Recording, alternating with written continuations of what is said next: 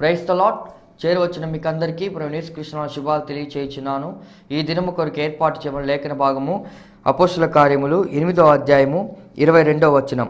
కాబట్టి ఈ నీ చెడుతనము మానుకొని మారు మనస్సు నొంది ప్రభువును వేడుకొనుము, ఒకవేళ నీ హృదయాలోచన క్షమించబడవచ్చును. Praise the Lord. Hallelujah, hallelujah, hallelujah, స్తోత్రం. Good morning, have a nice day. Praise the Lord, shalom, maranatha. మీ అందరికీ ప్రత్యేకమైన వందనాలండి. శాంతి టీవీలో ప్రసారమవుతున్నటువంటి ఆయన హెచ్చవలసి ఉన్నది, హీ మస్ట్ ఇంక్రీజ్ అనేటువంటి అనుదిన ఆత్మీయ కార్యక్రమం ద్వారా మిమ్మల్ని కలుసుకోవడానికి దేవుడు నాకు ఇచ్చినటువంటి ఈ అద్భుతమైన అవకాశాన్ని బట్టి దేవుడిని స్తుతిస్తున్నాను. దేవుడు మనకిచ్చిన మంచి దినము కొరకే దేవునికి స్తోత్రం చెప్దాం. స్తోత్రం. స్తుతి చేయుట నీతిమంతులకు శోభస్కరం. స్తుతించాలి మనం. నిరంతరము స్తుతి మన నోట ఉండాలి. బూతులు కాదు మన నోట్లో ఉండాల్సింది, స్తుతులు ఉండాలి. ఒకప్పుడు బూతులు ఉన్నాయి, ఇప్పుడు స్తుతులు. స్తోత్రం రావాలి. సంతోషంగా స్తుతిస్తూ, సనుగుడు లేకుండా స్తుతిస్తూ ఈ శేష జీవితం అంతా గడిపి స్వర్గంలో ప్రవేశించి అక్కడ యుగ యుగాలు ఉండాలి. శాశ్వత రాజ్యంలో శాశ్వతంగా మనం ఉండిపోతాం. దేవుని స్తోత్రం. మీ ప్రార్థనా విషయాలు దయచేసి తప్పక పంపించండి, ప్రార్థన చేస్తాం. స్తోత్రం. హల్లెలూయా. ఈ సమయంలో దేవుని వాక్యాన్ని మనం ధ్యానించుకుందాం. నిన్న మనం మారు మనసు గురించి కొన్ని విషయాలు ఆలోచించాం. మారు మనసు అనేటువంటి బేసిక్ లెసన్ ఎందుకు వచ్చిందంటే, అపోస్తల కార్యము 2వ అధ్యాయంలో సందేశం విన్నటువంటి, అనగా ప్రసంగం విన్నటువంటి తన ప్రసంగం విని చాలా అద్భుతంగా ప్రసంగం చేశారని ఎవరు అనలేదు. కానీ ఆ ప్రసంగం అద్భుతమే. 3000 మంది రక్షింపబడ్డారు. కాబట్టి మన ప్రసంగాలు పొగడ్తలు అందుకుంటున్నాయి, కానీ ప్రజల్ని రాబట్టలేకపోతున్నాయి. స్తోత్రం. పేతురు గారు చెప్పిన మాటలు మీకు జ్ఞాపకం చేస్తాను. 37. వారి మాట విని హృదయంలో నొచ్చుకొని, హృదయంలో కూర్చోబడి, పొడవబడి, నరకబడి, సహోదరులారా, అయ్యా పేతురు పాస్టర్ గారు లేదా 12 మంది పాస్టర్లారా, ఇస్రాయేల్ యొక్క గోత్ర పెద్దల్లాగా, గోత్రకర్తల్లాగా 12 మంది ఉన్నారండి, పోనండి. సహోదరులారా, మేమేమి చెయ్యాలి? వాట్ షల్ వి డూ అని అడగ్గా, పేతురు, మీరు దేవాలయం వదిలిపెట్టేసేయండి, యూదా మతాన్ని వదిలిపెట్టేసేయండి, మా దగ్గర బాప్తిజం తీసుకోండి, మా మందిరానికి రండి, మందిరం త్వరలో కట్టబోతున్నాం, 10,000 మంది పట్టేట మందిరం, 20,000 మంది పట్టేటువంటి మందిరం అని ఇటువంటి పిచ్చి పిచ్చి మాటలు మాట్లాడలేదు. ఈ రోజుల్లో సేవకులు ఇటువంటి మాటలు మాట్లాడతారు. మీ సంఘం, ఈ సంఘం, నేను సేవకుడిగా బోధించాను కాబట్టి నా సంఘం మీకు తల్లి సంఘం లాంటిది అని ఇటువంటి మాటలు ఏం చెప్పలేదు. మీరు మారు మనసు పొందండి, పాప క్షమాపణ నిమిత్తము ప్రతి వాడు, అందరూ విన్న వాళ్ళందరూ, మేమేమి చేతుము అని అడిగిన వాళ్ళు, అడగని వాళ్ళు అందరూ, ఇక్కడ ఉండే 3,000 మంది లేకపోతే అనేక మంది, ప్రతివాడు యేసుక్రీస్తు నామమున బాప్తిజం పొందండి. అనగా తండ్రి, కుమార, పరిశుద్ధాత్మ నామములో ఇచ్చేటువంటి బాప్తిజం కరెక్ట్ కాదనిగా దాని అర్థం. యేసు చెప్పాడు. యేసు చెప్పిన దానికి వీళ్ళు పూర్తిగా భిన్నంగా, వ్యతిరేకంగా చేయలేదు. పేతురు కూడా ఆన్ ద స్పాట్లో ఉన్నాడు. యేసు ప్రభు ఈ మాటలు చెప్పినప్పుడు, తండ్రి, కుమార, పరిశుద్ధాత్మ నామములోనికి అని అంటున్నప్పుడు, మీరు మారు మనసు పొంది పాప క్షమాపణ నిమిత్తం, అనగా మీ పాపములు క్షమించబడినట్లుగా, తుడిచివేయబడినట్లుగా. పాప క్షమాపణ నిమిత్తం అంటే ఏంటి అని మనం కొద్దిగా ఆలోచిస్తే 22వ అధ్యాయంలో అనుకుంటాను, 22వ అధ్యాయంలో పౌలు యొక్క సాక్ష్యంలో, స్తోత్రం, అక్కడ రాయబడినటువంటి ఒక మాట, స్తోత్రం, 16వ వచనం, గనుక నీవు తడవు చేయటం ఎందుకు? లేచి ఆయన నామమును బట్టి ప్రార్థన చేసి బాప్తిజము పొంది నీ పాపములను కడిగి వేసుకునుమని చెప్పాను. బాప్తిజం పొంది పాపాలు కడిగేసుకో. పాప క్షమాపణ అంటే పాపాలు కడిగివేయబడిందంటే లేదని అర్థం. బురద ఇదే మురికైంది, దాన్ని కడిగి వేసామంటే లేదని అర్థం, దాన్ని తొలగించుకున్నామని అర్థం. బాప్తిజం పొందండి, అప్పుడు మీరు పరిశుద్ధాత్మను వరమును పొందుతారు. స్తోత్రం. ఎందుకు చెప్తున్నానంటే మనము మారు మనసుల గురించి ఆలోచించాము. మారు మనసు అంటే సువార్తను విశ్వసించడం.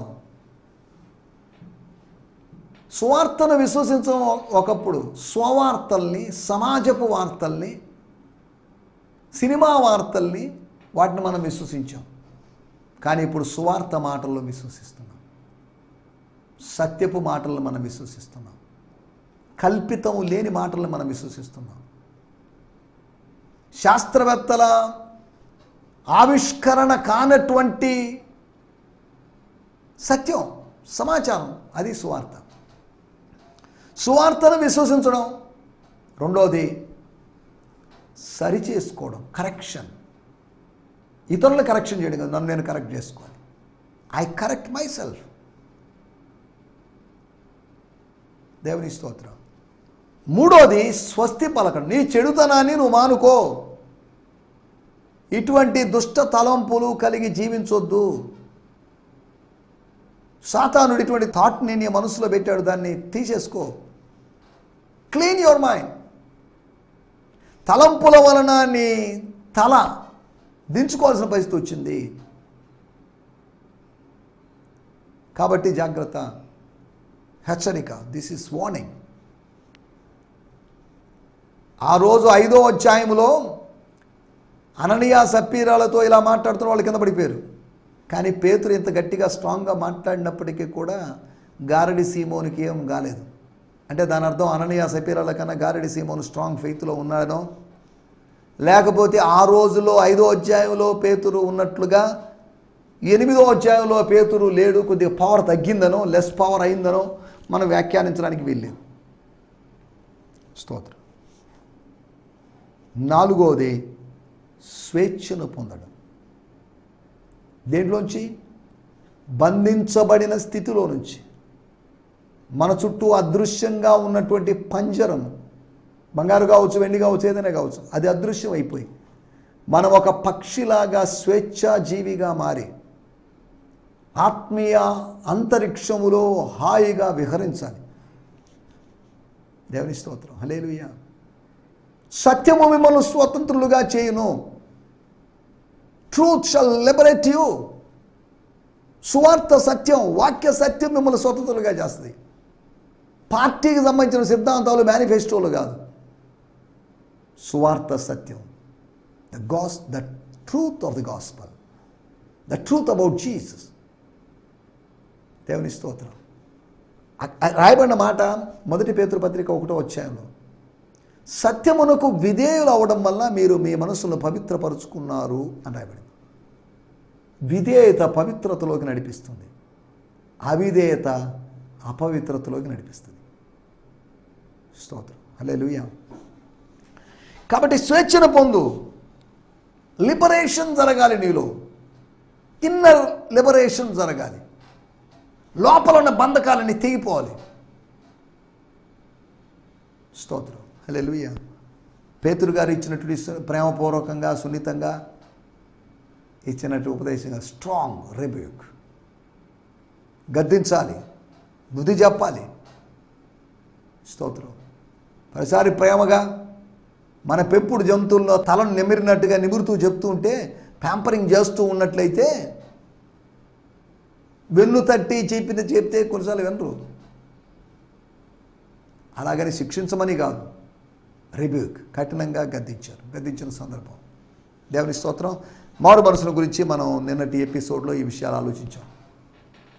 సమయంలో రండి మనం ఈ దినము కొరకైనట్టు లేఖన భాగాన్ని మనం చదువుకుందాం.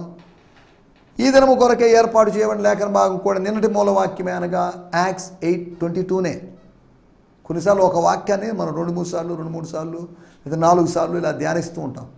అందులో ఏమైనా మిస్ అయిన థాట్స్, అందులోంచి ఎక్స్ట్రా ఏమైనా ఇన్ఫర్మేషన్, వీటిని రాబట్టడానికి మనం ఇలా ప్రయత్నం చేస్తున్నాం.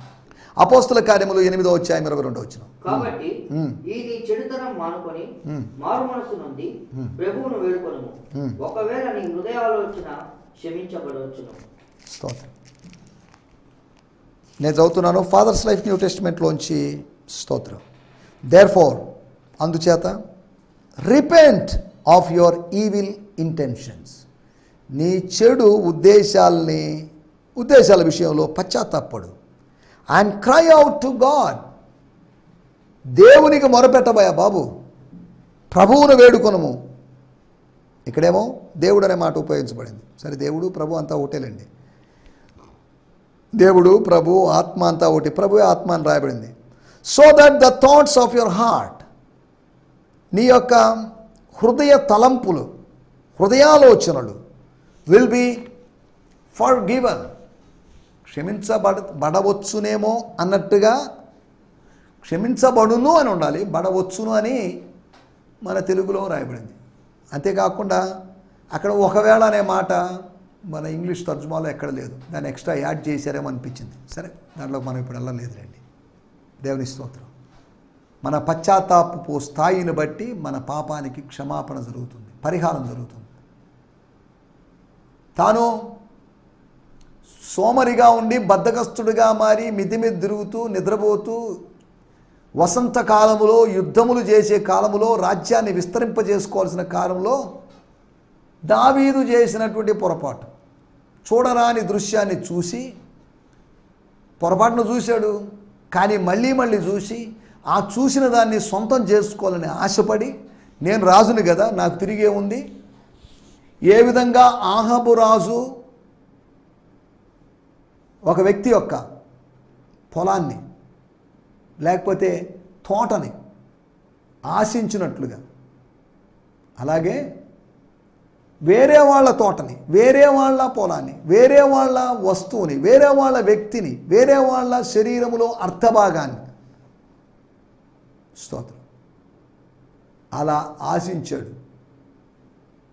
ఎవరు? తను పలాని వ్యక్తి భార్య, అడితే వద్దులేండి. ఆ వ్యక్తిని మోహించి తాను తప్పు చేశాడు. తప్పు చేయడం మానవ సహజం. అలాగని తప్పులు చేస్తూ ఉండమని కాదు, తప్పులు సమర్థించుకోవాలని కాదు. కానీ తప్పును సరిచేసుకోవడం మానవాతీతమైన ఒక లక్షణం. 51వ కీర్తనలో పశ్చాత్తాపడ్డాడు ఆయన. ఓహ్, ఐఎమ్ సారీ ప్రభువా, నన్ను క్షమించు, నాలో శుద్ధ హృదయాన్ని కలుగు చేయి, నీ ఆత్మను నాలోంచి తీసేయొద్దు, సమ్మతి గల, ఇలా రకరకాలుగా ప్రార్థన చేశాడు. అతని యొక్క పశ్చాత్తాపం అక్కడ కనిపించింది. దేవుడు అతన్ని క్షమించాడు. స్తోత్రం. నీ యొక్క పశ్చాత్తాపాన్ని బట్టి ప్రభువు నిన్ను క్షమిస్తాడు. ఫార్మాలిటీగా నేను తప్పు చేశాను క్షమించంటే ఈ దాంట్లో పశ్చాత్తాపం ఎక్కడుంది? సారీ బ్రదర్ అన్నావు ఎక్కడుంది? స్తోత్రం.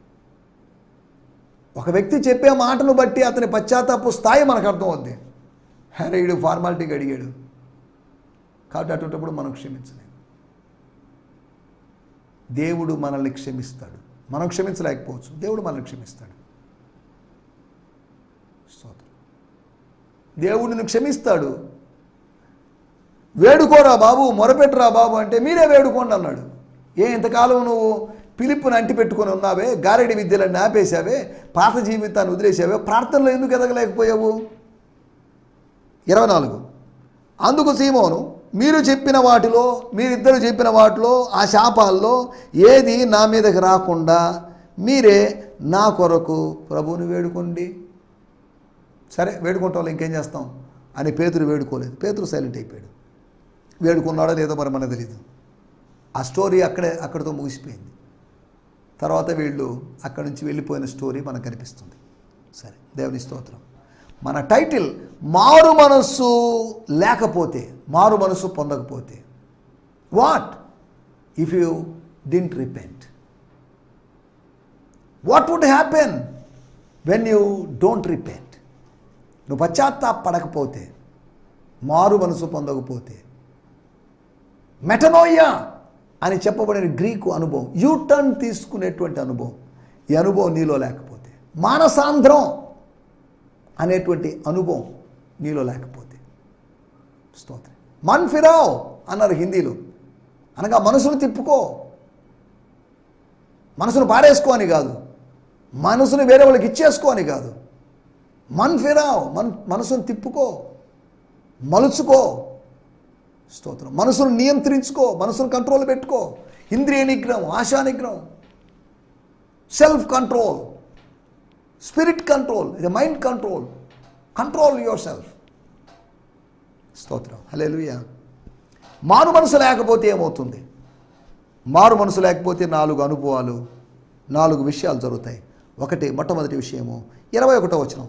నీ హృదయము దేవుని ఎదుట సరైనది కాదు కనుక. నీ హృదయము, యువర్ హార్ట్ స్పెషలిస్ట్ మాట్లాడుతున్నాడు. నీ వాల్స్ దెబ్బతిన్నాయి, లేదా బ్లాక్ అయింది, స్టంట్ వేయాలి అన్నట్టుగా పీటర్ గారు ఏం చెప్తున్నారు చూద్దాం. 21వ వచనం. నీ హృదయము దేవుని ఎదుట సరైనది కాదు కనుక ఈ కార్యమందు నీకు పాలు పంపులు లేవు. స్తోత్రం. వాడుక భాషలో కూడా చదువుకుందాం. You will never have this gift or take part in this ministry. నువ్వు ఎప్పటికీ ఈ వరాన్ని పొందుకోలేవు. అంతేకాకుండా ఈ పరిచర్యలో నువ్వు పాలు పంపులు పొందలేవు. ఇక్కడ మూల భాషలో లేదా అరామిక్లో you have no part with us in this word. ఈ మాటలో లోగోస్లో నీకు లేదు అని గ్రీక్లో రాయబడింది. ఈ మాటతో కూడుకున్న పనిలో, కార్యక్రమంలో లేదు, నీకు పాలుభాగస్తుడివి కాదు. You are no more partner. The Aramaic is you have no portion in this faith. ఈ విశ్వాసములో నీకు పార్ట్నర్షిప్ లేదు. అరామిక్లో ఉన్న తర్జుమాలో ఈ కార్యమందు, ఏ కార్యమందు?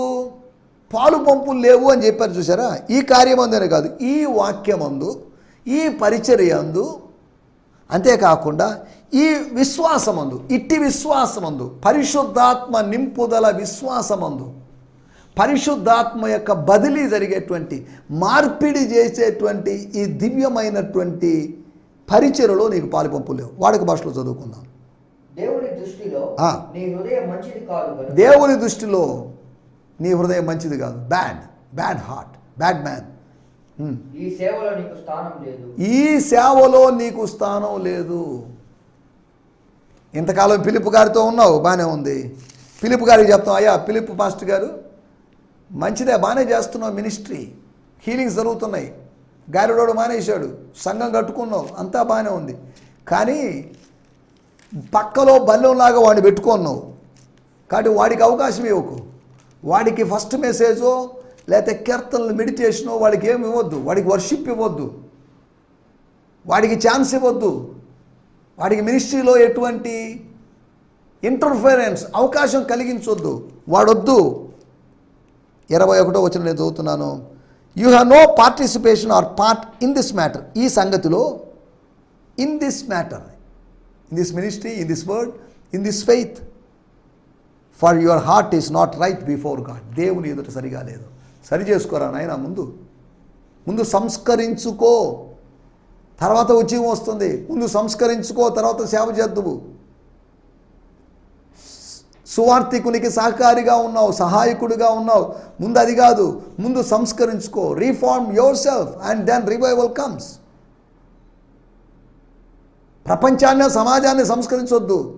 నిన్ను నువ్వు సంస్కరించుకోరా బాబు. Change yourself. నిన్ను నువ్వు మార్చుకో అని చెప్పినటువంటి సందర్భాన్ని మనం చూస్తున్నాం.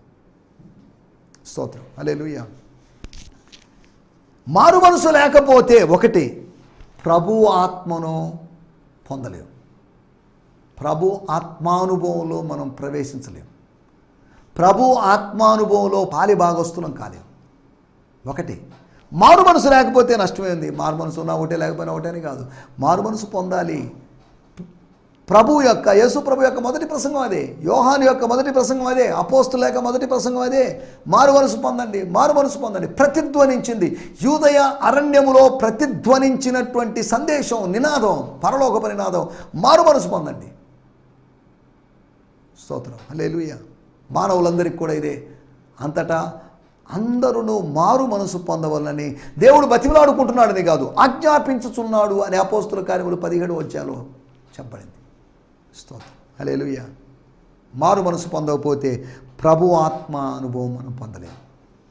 రెండవది 8వ అధ్యాయము 22వ వచనం. కాబట్టి ఈ నీ చెడుతనం మానుకొని మారు మనసు నుండి ప్రభువును వేడుకొను. ఒకవేళ నీ హృదయ ఆలోచన క్షమించబడును. నువ్వు ప్రభువును వేడుకొని మారు మనసు పొందమని కాదు, మారు మనసు పొంది ప్రభువును వేడుకు. మారు మనసు లేకుండా నువ్వు వేడుకుంటే లాభం లేదు. పాపుల మనవి దేవుడు ఆలకింపడు. స్తోత్రం.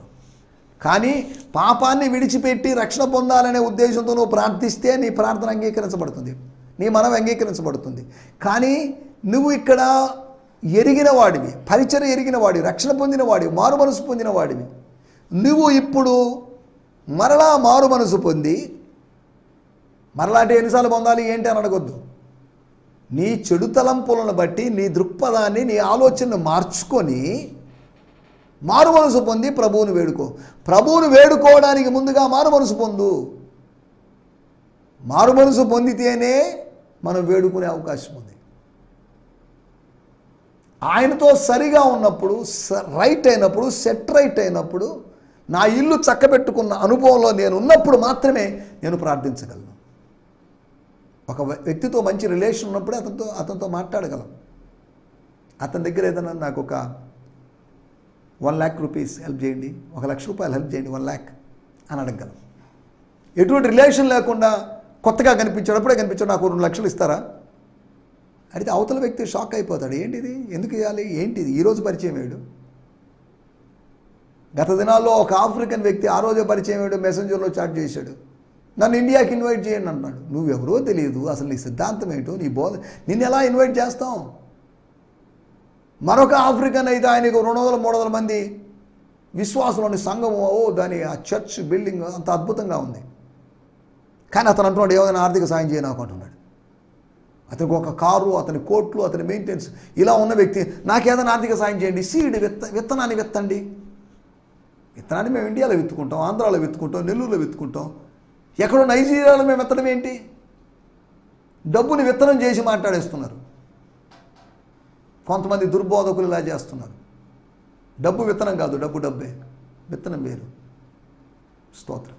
సరే వెళ్ళండి, మనం వాటిలోకి వెళ్ళలేదు. సీడ్ ఫెయిత్ అని, ఫెయిత్ అనేది బైబిల్లో ఎక్కడ సీడ్ ఫెయిత్ అని లేదు, మళ్ళీ సీడ్ ఫెయిత్ అంట. సరే, ఇటువంటి ప్రాస్పరిటీ థియాలజీ ప్రీచర్స్ యొక్క మాటలు జాగ్రత్త. సరే, రెండోది ప్రార్థించలేము. మారు మనసు లేకపోతే మనం ప్రభు ఆత్మను పొందుకోలేము. మారు మనసు పొంది బాప్తిజం పొందండి, అప్పుడు పరిశుద్ధాత్మను వరమును పొందుకుంటారు. పెంతెకోస్తు రోజు చేసిన ప్రసంగం దానికి భిన్నంగా, పూర్తి వ్యతిరేకంగా పేతురు ఏం మాట్లాడడం లేదు, కాంట్రవర్షియల్గా ఏం మాట్లాడడం లేదు. ఆ స్టేట్మెంట్తో కోయిన్సైడ్ అయ్యేటువంటి మరొక స్టేట్మెంట్ని కొన్ని సంవత్సరాల తర్వాత చెప్పిన అతని థియాలజీ మారలేదు. రోజులు గడిచే కొద్దీ మన వేదాంతం, సిద్ధాంతాలు మారకూడదు. స్తోత్రం. మూడో విషయాన్ని నేను మీకు జ్ఞాపకం చేస్తాను. 8వ అధ్యాయము 22వ వచనం. కాబట్టి ఈ నీ చెడుతనం మానుకొని మారు మనసు నుండి ప్రభువును వేడుకొనుము, ఒకవేళ నీ హృదయాలోచన క్షమించబడవచ్చును. స్తోత్రం. క్షమాపణ పొందుతావు. You would be forgiven. మారు మనసు లేకపోతే, ఒకవేళ దావీదు బత్షెబా విషయంలో జరిగిన తప్పు విషయంలో సమర్థించుకొని, ఈరోజు తప్పు చేయింది ఎవరు? నేను ఏదన్నా నాతాను ప్రవక్త వచ్చి చెప్పబట్టి సరిపోయింది. లేకపోతే ఎన్నో తెలియకుండా జరిగే ఎన్నో ఉంటాయి. తప్పు చేస్తే ఏముందిలేండి అని సమర్థించుకోలేదు. తప్పుగా దేవుడు చెప్పినప్పుడు దాన్ని తప్పును ఒప్పుగా భావించలేదు. తప్పే, ఒప్పే. తప్పును ఒప్పు చేయకూడదు, ఒప్పును తప్పు చేయకూడదు. తప్పును ఒప్పు చేసినా, ఒప్పును తప్పు చేసినా మనకు వచ్చేది ఒక పెద్ద ముప్పు వస్తుంది. అది గుర్తుపెట్టుకోవాలి. తప్పే. దైవికమైన కోణంలో తప్పును తప్పుగా చూద్దాం. మళ్ళీ చిన్న తప్పు, పెద్ద తప్పు అని మనం దాన్ని వర్గీకరించకూడదు. దేవుని స్తోత్రం. మూడోది, ప్రభు ఇచ్చేటువంటి క్షమాపణ పొందలేము. క్షమించబడాలి అంటే పశ్చాత్తాపడాలి, దైవ చిత్తానుసారమైన దుఃఖంలోకి రావాలి. సుంకరిలాగా, లూకాసు వార్త 18వ అధ్యాయంలో సుంకరిలాగా గుండెలు బాదుకోవాలి. ఆకాశం వైపు కనులెత్తుటకైనా నేను యోగ్యుని కాదు, అయోగ్యుని, అపాత్రుని. I'm not worthy to lift up my head and look towards the heavens అని అన్నట్టుగా. అలాంటి పశ్చాత్తాపం వల్ల అతడు నీతిమంతుడిగా తీర్చబడ్డాడు. స్తోత్రం. ఇక్కడ రాయబడిన మాట, మూడో విషయము, అతడు క్షమాపణ పొందాడు. స్తోత్రం. హల్లెలూయా. మారు మనసు పొందిన వాళ్ళు క్షమాపణ పొందుతారు. మారు మనసు no repentance, no forgiveness. No repentance, no Holy Spirit experience. No repentance, no prayer experience. స్తోత్రం. 4వ విషయం చెప్పి నేను ముగిస్తాను. అపోస్తుల కార్యములు 8వ అధ్యాయము 24వ వచనం. అందుకు సీమోను, మీరు చెప్పిన వాటిలో ఏదీ నా మీదకి రాకుండా మీరే నా కొరకు ప్రభువును వేడుకోమని చెప్పాను. స్తోత్రం. మీరు వేడుకొని నువ్వు వేడుకోలేవా? ఈ రోజుల్లో పరిశుద్ధులు అనబడిన వాళ్ళు, సంఘ సభ్యులైన వాళ్ళు పరాన్న జీవులుగా, పారసైట్లుగా మారిపోయారు. వాళ్ళ కోసం వాళ్ళు ప్రార్థన చేసుకోరు. ఎంతసేపటికి వాళ్ళ దగ్గరికి వెళ్ళి ప్రార్థన చేయడం, వాళ్ళ దగ్గర తలలో ఉంచడం, తల మీద చేతులు ఉంచుకోవడం, వాళ్ళు తలలో ఉంచారు కదా అని తలల మీద చేతులు ఉంచాం కానీ పడేయాలని ప్రయత్నం చేయడం, నెట్టివేయాలని ప్రయత్నం చేయడం. చూడండి, నా ఎద్దు కూర్చోని నేను అంత మాత్రం త్రోసివేయనని ప్రభువు చెప్పాడు. స్తోత్రం. హల్లెలూయా. ఇప్పుడు అక్షరార్థంగా తోచేస్తున్నారు. తోసేసి పడేసి లేపి, పడి లేపి, పడి, దీనివల్ల ఏం ప్రయోజనం? యేసుప్రభు ఎంతమంది పడేయగలడు, ఎంతమంది లేపగలడు? చాలామందిని చేయగలడు, ప్రతి వాడిని లేపగలడు, పడగొట్టగలడు. కానీ ఆయన చేయలేదే.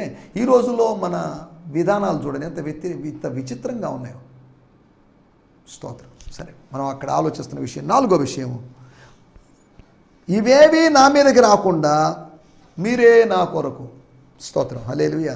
అనగా పేతురు చెప్పిన విషయాలు తన మీదకి వచ్చే అవకాశం ఉంది అనేటువంటి ఒక అభిప్రాయానికి వచ్చేసాడు. 24వ వచనం నేను చదువుతున్నాను. Simon begged. సైమన్ అడిగాడట, అడుక్కున్నాడట, అభ్యర్థించాడట. Peter, please pray to God for me, plead with him so that nothing you just said over me may come to pass. మీరు చెప్పినవి నెరవేరకుండా ఉన్నట్లు, మీరు చెప్పినవి జరగకుండా ఉన్నట్లు, రాబో ఉగ్రత నుంచి తప్పించుకోవడానికి మీకు బుద్ధి చెప్పిన వాడెవరు అని నిలదీసి, నీళ్ళలో నిలబడినటువంటి, యోర్దాను జలములలో నిలబడినటువంటి యోహాను గారు నిలదీసి అడిగాడు శాస్త్రుల్ని, పరిచయాల్ని, సద్దూకల్ని బాప్తిజం తీసుకోవడానికి తన దగ్గరికి వచ్చేవారిని ఉద్దేశించి.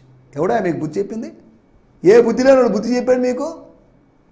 అపవాది బుద్ధి చెప్పినట్టున్నాడు, సాతానుడు బుద్ధి చెప్పినట్టున్నాడు. బాప్తిజం తీసుకొని నీళ్ళ మునిగి లేవగానే మీరు పాపాలని పోతాయని. ముందు మారు మనసు పొందండి. స్తోత్రం. మారు మనసుకు తగిన ఫలములు ఫలించండి. మారు మనసు పొందండి, బాప్తిజం తీసుకోండి, ఓకే. బాప్తిజం తీసుకున్న తర్వాత మారు మనసుకు తగిన ఫలాలు ఫలించండి.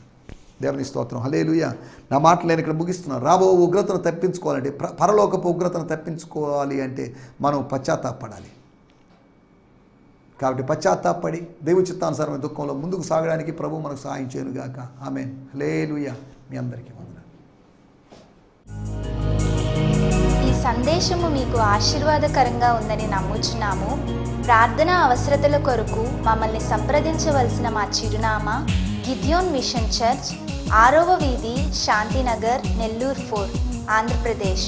పిన్ 524004.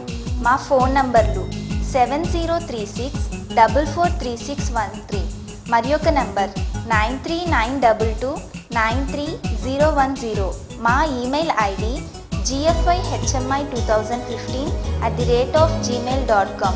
దేవుడు మిమ్మును ఆశీర్వదించునుగాక. ఆమేన్.